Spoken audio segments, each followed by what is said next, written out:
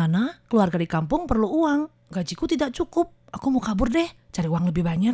Jangan kau lakukan itu. Jika kabur tertangkap akan dipulangkan. Dalam waktu 5 tahun tidak boleh kerja di Taiwan. Bekerja ilegal akan dikenakan denda 30.000 hingga 150.000 dolar Taiwan. Terima kasih nasihatmu. Bekerja di majikan resmi lebih terjamin. Jangan melanggar aturan deh. Bekerja legal pasti aman. Konseling Pemda Kota New Taipei mempedulikan Anda.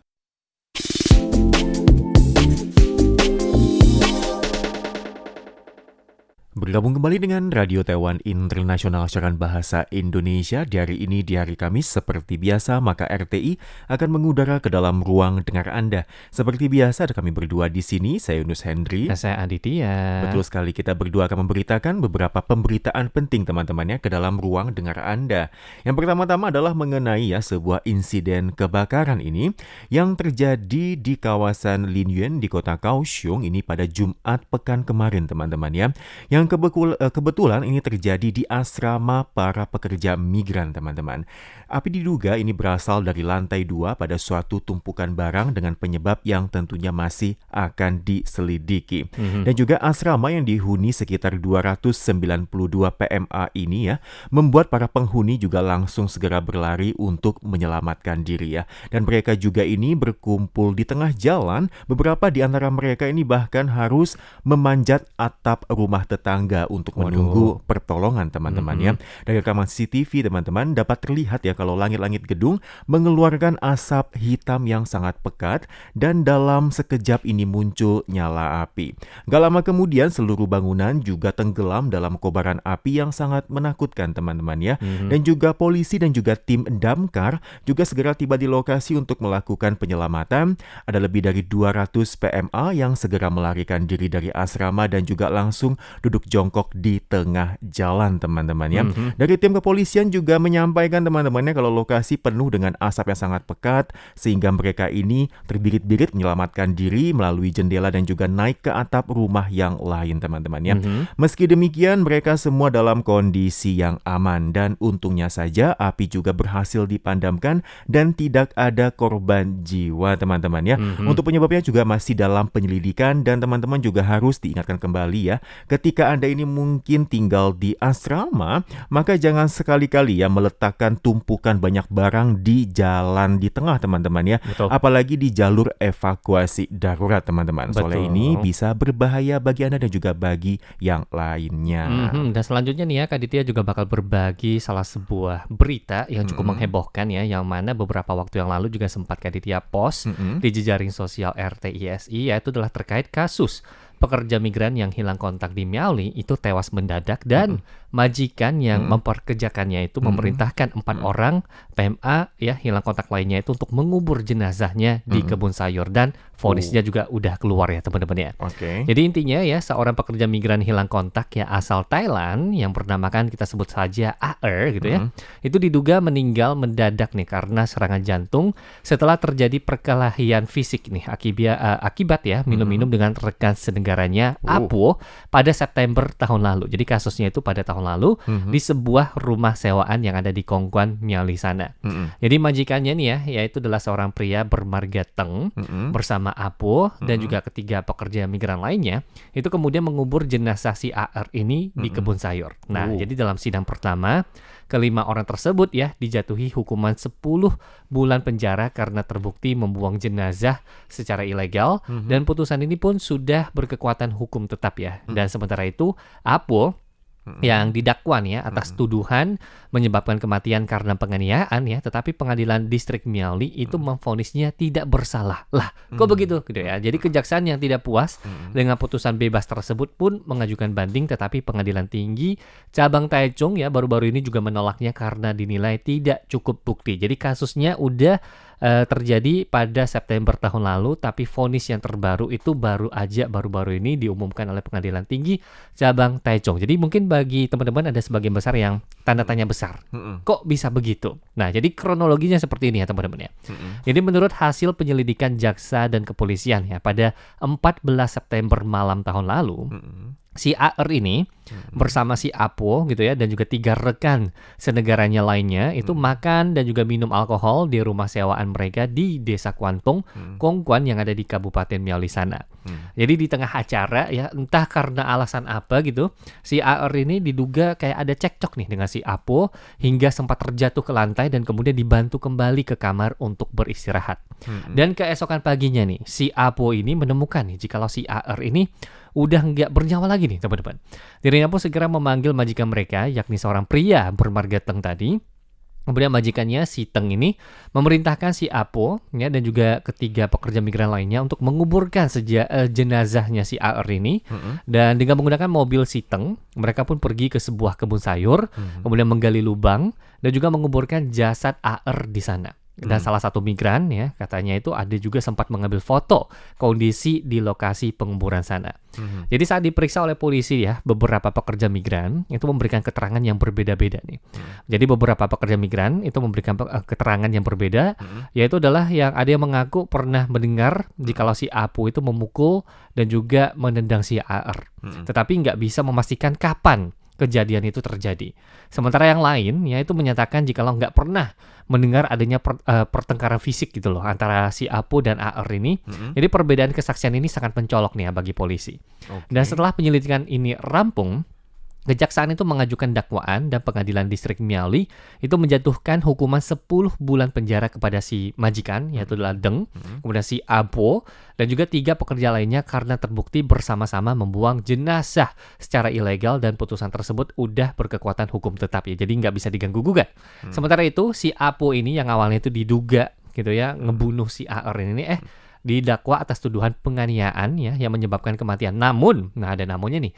Pengadilan menyatakan ya jikalau si AR itu meninggal akibat syok jantung yang dipicu oleh penyakit kardiomiopati ya dan bukti atas dugaan penganiayaan si Apo ini juga dinilai nggak cukup kuat ya. Jadi sehingga si Apo pun divonis nggak bersalah dalam persidangan tingkat pertama. Dan jaksa otomatis nggak puas dengan putusan tersebut dan juga mengajukan bandingnya. Yang mana dalam argumennya si jaksa itu menyatakan jikalau meskipun si Apo itu nggak memiliki niat ya untuk membunuh si AR, secara objektif dirinya pun seharusnya tak dapat ya untuk memperkirakan jikalau memukul ataupun menyerang bagian vital tubuh seperti kepala ataupun dada itu bisa menyebabkan luka serius hingga kematian. Jadi menurut jaksa Apo itu menampar dan juga menendang dada si AR, sementara pada saat itu si AR itu telah menderita kardiomiopati dilatasi ya setelah mengonsumsi alkohol. Jadi serangan tersebut pun memicu nih tekanan mental dan juga fisik yang berlebihan. Kemudian itu menyebabkan gangguan irama jantung dan juga serangan jantung ya. Maka dari itu tiba-tiba langsung meninggal. Dan selain itu ya laporan autopsi dan juga dari ahli forensik itu menunjukkan jikalau penyebab kematiannya adalah kematian akibat tindakan orang lain ya. Sehingga jaksa berpendapat jikalau si Apo ini seharusnya dijerat dengan tuduhan penganiayaan yang mengakibatkan kematian. Jadi kurang lebih seperti itu tuh untuk kasus yang ini. Wah ini benar-benar ribet ya Kak Adit ya. Jadi memang si Apo ini juga sampai saat ini kan belum dinyatakan bersalah ya. Betul. Tapi dari jaksa juga terus melakukan banding teman-teman ya. Jadi bagi Anda teman-teman ya dari cerita ini Anda bisa meresapi ya kalau misalkan Anda ini misalkan kaburan gitu ya. Ataupun mungkin Anda yang lagi dilema gitu ya mau kabur atau enggak teman-teman ya. Anda mendengarkan berita ini tentu mengerikan teman-teman ya. Kalau bisa deh teman-teman ya jangan sampai Anda memilih untuk menjadi ilegal atau kaburan teman-teman ya. Soalnya Anda juga pasti akan mendapatkan beberapa mungkin itu ancaman ya, paksaan ya atau bahkan kejadian seperti si AR dan juga si Apo tadi teman-teman. Dan berikutnya teman-teman ya, sebenarnya kalau kita bekerja di Taiwan ya, ketika kita bekerja secara legal teman-teman ya, apa sih kebaikannya teman-teman ya? Selain Anda bisa mendapatkan gaji yang semestinya didapat, Anda juga bisa menikmati jaminan logis, hak dan kepentingan bekerja teman-teman. Dan jika selama bekerja tidak melanggar peraturan, tetapi Anda misalkan ya, harus pulang ke Indonesia karena hubungan kerja Anda terputus atau masa kontrak Anda habis atau Anda nggak lulus yang namanya medical check up teman-teman ya. Tetapi setelah Anda berobat dan juga memenuhi persyaratan tadi teman-teman, Anda masih bisa mengajukan permohonan visa untuk bekerja di Taiwan teman-teman. Tapi untuk jumlah waktu kerja di Taiwan tidak boleh lebih dari 12 tahun, teman-teman. Dan juga bagi PMA perawat rumah tangga, Anda juga bisa memperpanjang hingga 14 tahun ya. Bahkan ada program PTM yang bisa Anda ikuti saat ini. Betul, dan selanjutnya nih, apa nih akibatnya jikalau selama bekerja di Taiwan kita pun kabur nih dari tempat kerja ya. Jadi ingat nih teman-teman ya, berdasarkan peraturan Undang-Undang Pelayanan Kerja pasal 73 dan juga 74, bagi PMA yang absen bekerja selama 3 hari berturut-turut nih, dan juga kehilangan kontak, maka bakal dicabut tuh izin kerjanya, kemudian juga dipulangkan ke negara asalnya dan tidak boleh untuk datang lagi di Taiwan untuk bekerja ya. Dan bagi PMA dalam masa kabur tersebut nih, wah ketahuan nih ya, kerja secara ilegal, otomatis bakal dikenakan denda juga, yaitu adalah antara $30.000 Taiwan sampai $150.000 Taiwan, dan juga enggak boleh datang bekerja lagi di Taiwan. Betul teman-teman, dan jika bila Anda tidak diketahui jejaknya teman-teman, bagaimana menanganinya? Dikatakan ya, kalau selama bekerja di Taiwan, hak dan kepentingan Anda dirugikan, Anda bisa minta bantuan lewat saluran yang disediakan oleh MOL teman-teman ya. Pekerja ilegal yang bekerja sambilan di tengah masyarakat ini juga akan mudah dikuasai, diperas dan juga dirugikan oleh majikan atau agensi gelap Anda teman-teman ya. Jika Anda cedera atau sakit, maka tidak ada yang namanya jaminan Aztec dan juga jam sostek Anda. Karena Anda nggak bisa yang namanya berobat melalui jalur normal, saat Anda mengalami paksaan hak azazi, Anda pun tidak mendapatkan jaminan perlindungan hukum teman-teman. Dan jika Anda adalah tenaga kerja gelap maupun kaburan, maka MOL mengimbau Anda untuk melaporkan diri dan juga meminta bantuan hukum lewat instansi di bawah ini. Yang pertama adalah untuk saluran konsultasi dan juga pengaduan tenaga kerja di nomor 1955. Yang kedua adalah kantor imigrasi, tim operasi khusus di berbagai tempat. Berikutnya ada kantor kepolisian, ada juga kantor konseling yang namanya di berbagai kota, dan juga pusat pelayanan pengaduan konsultasi PMA di Bandara Internasional Taiwan ya, termasuk di Taoyuan dan juga di Kaohsiung teman-teman ya. Untuk memberantas masalah sosial, maraknya kerja sambilan ilegal, dan untuk menjamin hak dan kepentingan PMA ilegal, jika majikan yang merekrut PMA ilegal, maka bisa dikenakan denda ini teman-teman ya, maksimal ini sebanyak $750.000 Taiwan. Selain itu juga berlaku semenjak tanggal 11 September 2015, MOL telah menaikkan bonus pengaduan PMA ilegal, diantaranya untuk pengaduan perekrutan ilegal maupun agen kaburan teman-teman ya. Dan juga untuk setiap kasus pengaduan bisa mendapatkan bonus maksimal sebanyak $70.000 Taiwan berdasarkan jumlah PMA kaburan yang tertangkap teman-teman ya. Harap manfaatkan saluran pengaduan ilegal bebas pulsa di nomor 0800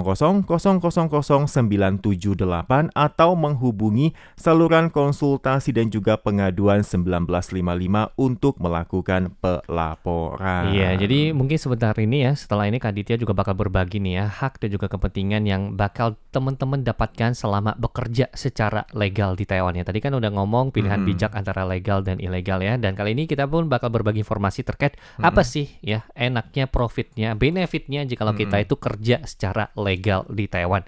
Yang pertama, otomatis itu adalah gaji ya teman-teman ya, yang mana gaji ini itu bakal ditentukan melalui negosiasi majikan dan juga tenaga kerja. Lain halnya kalau ilegal, kalau mungkin majikannya ngomong ya udah kamu 1 bulan 30.000, tapi faktanya mungkin 10.000 nggak sampai, itu kan bahaya ya. Jadi maka dari itu kalau untuk legal, enaknya gaji itu udah ditentukan melalui negosiasi majikan dan tenaga kerja.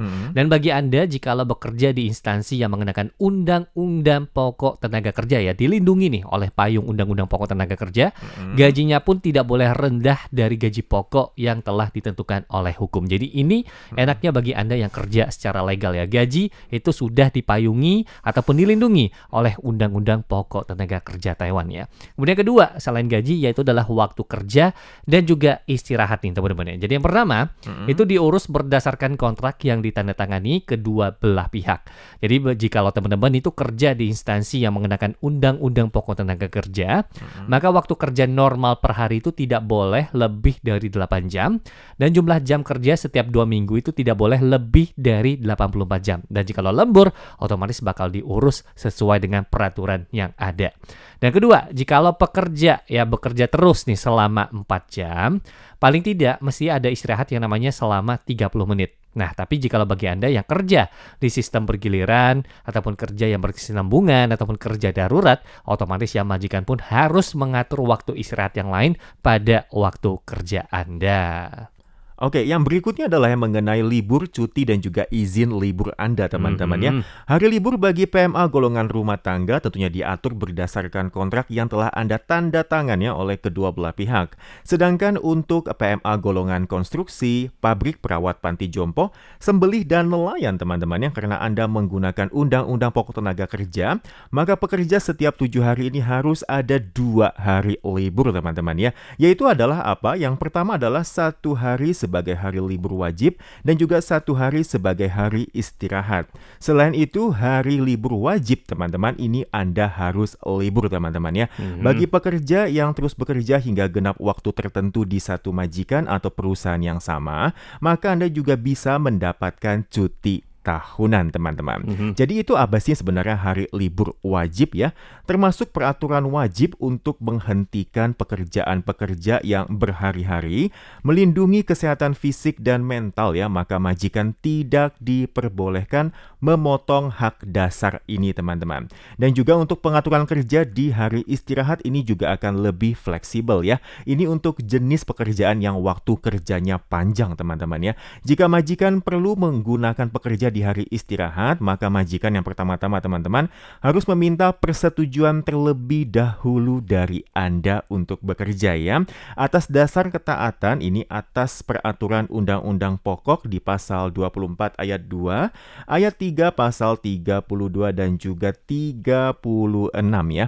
Kalau Anda setuju, teman-teman, untuk hadir bekerja di hari ini, maka majikan juga berhak meminta Anda untuk hadir. Iya, dan setelah ini juga ada 2 benefit nih ya jikalau kita itu bekerja secara legal di Taiwan ya, teman-teman. Jadi yang pertama itu ada yang namanya asuransi kesehatan ya, yang mana setiap pekerja asing yang memiliki kartu ARC dan juga yang masih berlaku ya untuk Taiwan itu terhitung sejak hari pertama itu wajib ikut asuransi kesehatan yang diurus oleh majikan.